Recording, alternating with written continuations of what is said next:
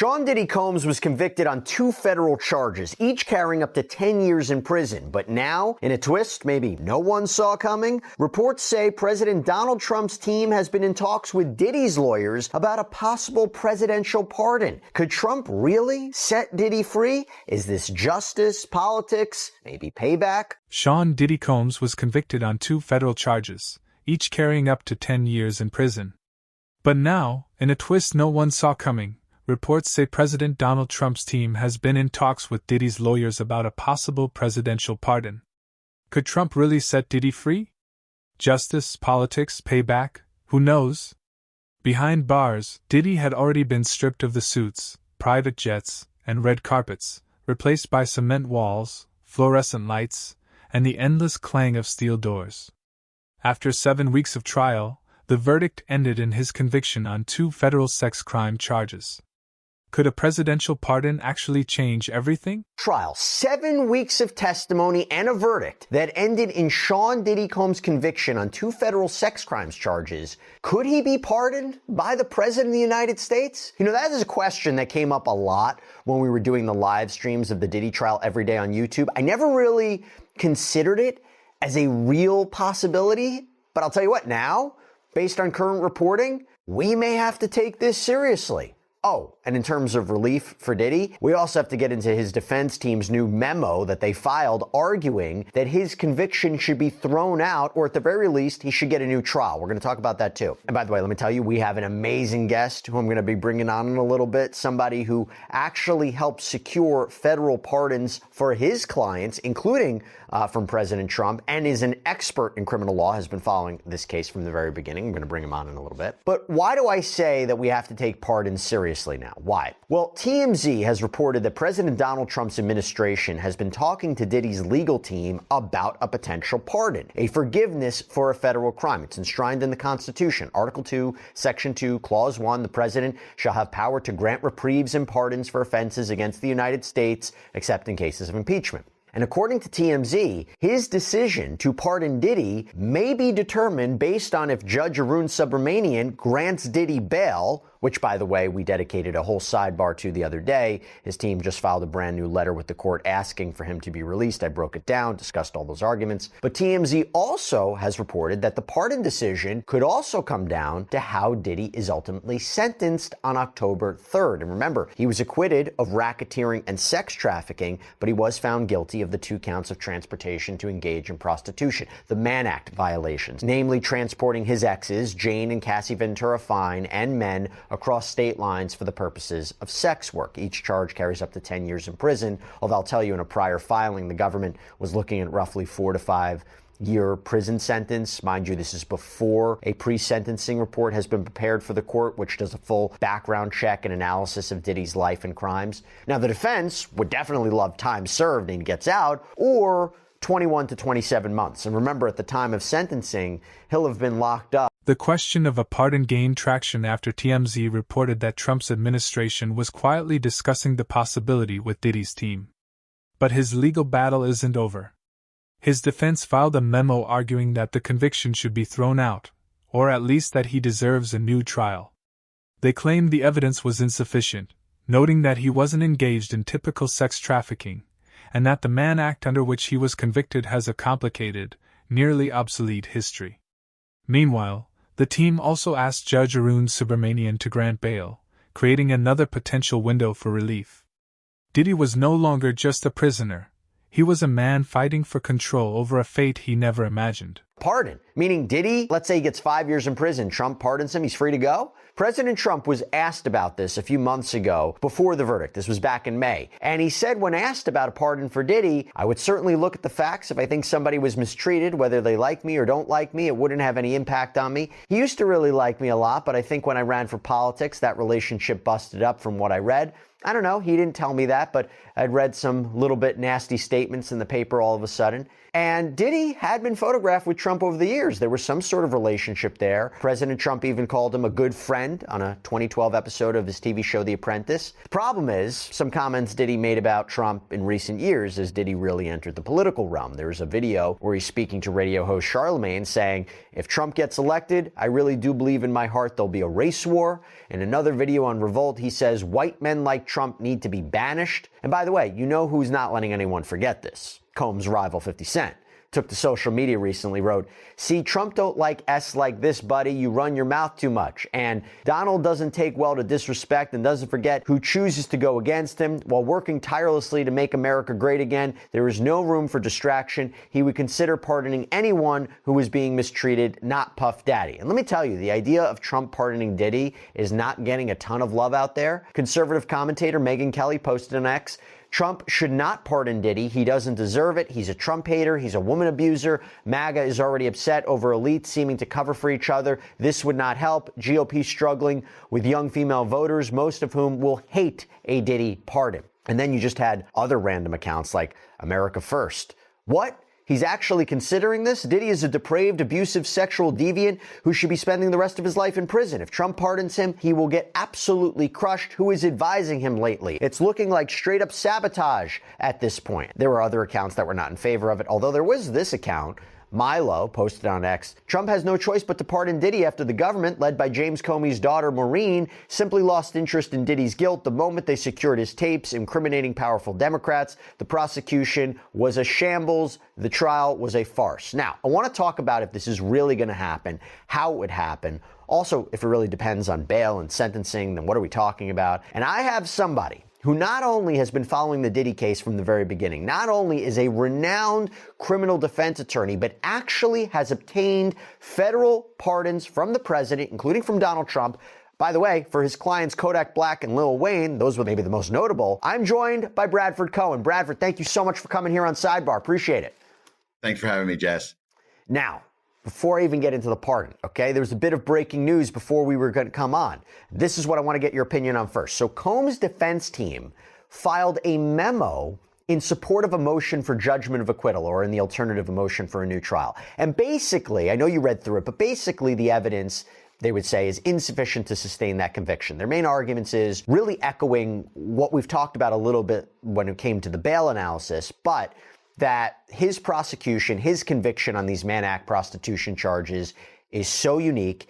He wasn't The whispers of a pardon spread like wildfire inside prison walls. Initially, Diddy couldn't believe it. Why would Trump step in for him? The two had a complicated past.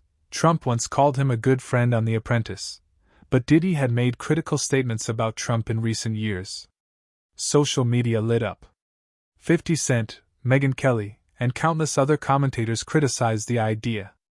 Yet inside, Diddy felt something shift.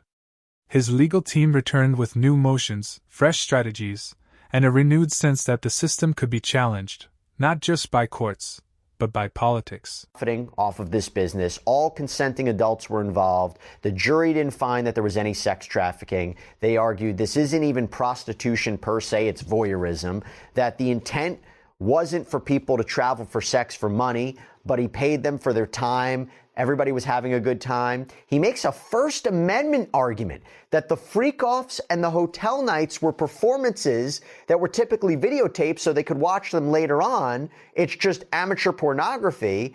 And then finally makes the argument that he was prejudiced because of all the other evidence that came in to prove RICO or sex trafficking, and would have never came in if he was merely being prosecuted for prostitution, particularly the Intercontinental Hotel footage of him purporting to beat up Cassie Ventura Fine. And he says, at the very least, he needs a new trial. I hand it over to you.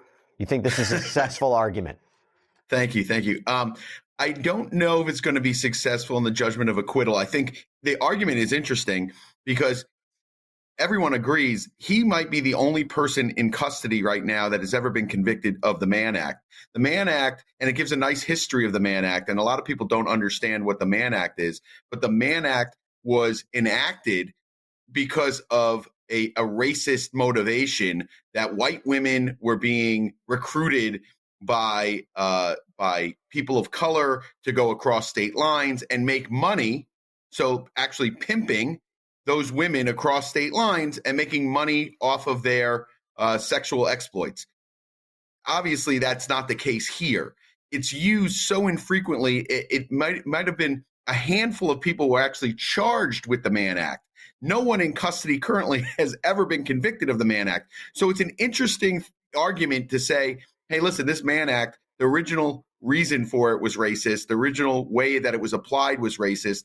The way it's applied here is incorrect because he was not making any money from quote unquote pimping or getting these women across, or men getting them across state lines. None of that was being done. This was all being done for entertainment purposes. So it's an interesting argument. I don't think this judge buys it. It might be interesting on an appeal, but I don't think the judge is going to give him a judgment of acquittal on those 2 counts based on the argument. Now, the more interesting argument to me, and it's their last argument for new trial, is that, listen, if you were just going to charge him with these 2 counts, which I originally said when I looked at all the evidence, and don't forget, I was getting calls during this trial from individuals that were telling me, hey, I have information that exonerates what they're saying against Sean Combs, essentially saying that Cassie and others were participating more than just having sex in a room. They were participating more than that. They were paying people. They were hiring people. They were sending me pictures even when Diddy wasn't around. They were asking me to come over even when Diddy wasn't around. These are what these witnesses were telling me, which is really Brady evidence. And I don't know if that was ever turned over. But the more interesting argument is that all these counts were charged. The only thing he was convicted of were the Mann Acts. And he probably wouldn't have been convicted of these Mann Acts, but for all this other stuff that came in to try and prove these counts that they could not prove and did not have a basis for bringing. Let me just challenge you on that, because this is a jury who didn't find that there was sex trafficking. And I can't confirm that they found him guilty of the Mann Act because of, the hotel video or anything else. I mean, it seems to me that they might have convicted him on that based on the travel records, the payment receipt. Diddy's attorneys lean heavily on the unusual application of the Mann Act, which historically carried racist overtones and rarely sees convictions today. They argued that what happened in Diddy's case, consenting adults being transported for private sexual performances, was far from traditional pimping or trafficking. They also claimed that evidence introduced to prove racketeering or sex trafficking unfairly influenced the jury. While the court might not be swayed immediately, these arguments could resonate on appeal.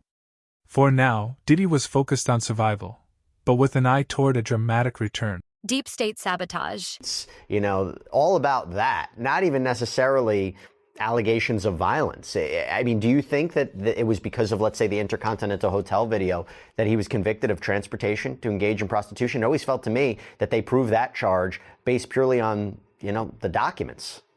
Well, I always feel like during a trial, whenever you get a guilty verdict on one of the counts or 2 of the counts out of 6 or 7, you think to yourself, is it because of these other things that they brought up, how bad he is, he's not a good guy, the video came out? Sometimes juries will split the baby, meaning, there's people that want to convict, there's people that don't want to convict, and they're like, okay, let's convict him on these acts. We can all agree we can convict him on these acts. He's not a good guy. He transported these men across state lines. Let's convict him on this. There's always going to be a question of that. The only way to not have a question of that, obviously, is when the jury comes out, someone gives an interview and says, hey, this is why we did it, is because, this tape was so bad and these other incidents were so bad that we were like, we can't just let him walk with nothing. So we convicted him on the Mann Acts. Now, we don't have a juror saying that. Do I think eventually jurors are going to start coming out? Yeah, I think so. I think some of these jurors are going to come out. They're going to want to do some interviews, not before sentencing.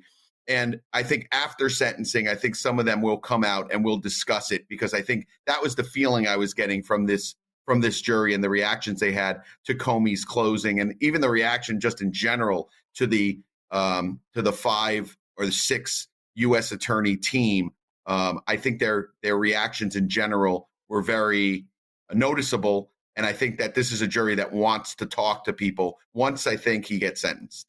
Okay, so now let's move on to the pardon discussion. So if he can't get relief from the court in getting the conviction thrown out or a new trial, can he get relief through a pardon? Before we talk about, is this a real thing? What is the process to even obtain a federal pardon? How do you even go about that?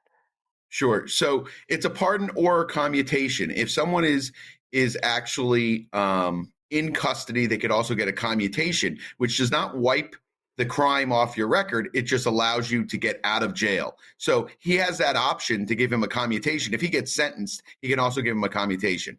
But as for the process, there's an application on the DOJ website, and I'm part of some charities that also do a lot of pro bono work for pardons and commutations. You can fill out this form, DOJ website. It essentially lists the reasons why you should get a pardon, what kind of community service you've done, things of that nature. There's a separate application for commutation, but you can file a pardon application, and you could also say, hey, listen, if it's not a pardon, I'm looking for a commutation.